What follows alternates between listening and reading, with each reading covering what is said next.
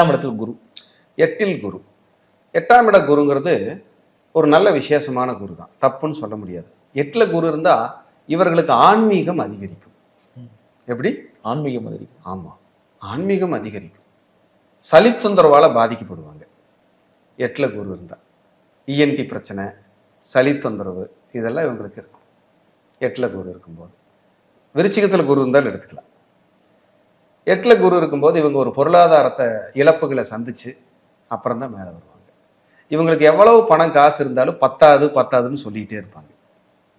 ஏதாவது ஒரு பிரச்சனை இருந்துக்கிட்டே இருக்கு. வட்டிக்கு வாங்கினேன், கடன் கட்டினேன், காசை சேமிக்க முடியல, எதையாவது ஒரு தலைவலி இருந்துக்கிட்டே இருக்கும். 8ல் குரு இருந்தால் 4ஆம் இடத்தை பார்க்கும். தாயாருக்கு சர்ஜரி உண்டு, தாயாரின் சொத்துக்களில் தொந்தரவு உண்டு, வழக்குண்டு, தடப்பிரச்சனை, இடப்பிரச்சனை, டாக்குமெண்ட் இஷ்யூஸ் உண்டு. தாயாருக்கு ஹெல்த் பிரச்சனை, அட்மிட் ஆகிறது, மருத்துவமனை தொந்தரவு இதெல்லாம் வந்து போகும்.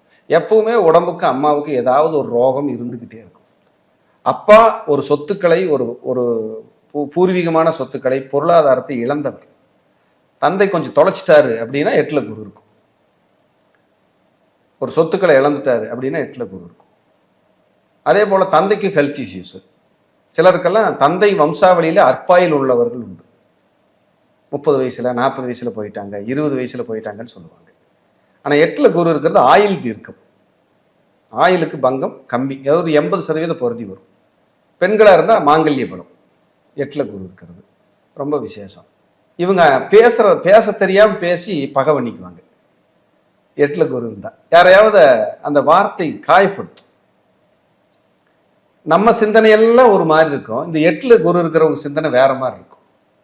அவரோட ஏங்கல்ல பேசிட்டு இருப்பார். அவர் பேசுனதே கரெக்டு, அவர் பேசுனது தான் நியாயம் தர்மம், நமக்கெல்லாம் ஒன்றும் தெரியாதுன்னு பேசுற ஆளுகளை 8ல் குரு இருக்கும்.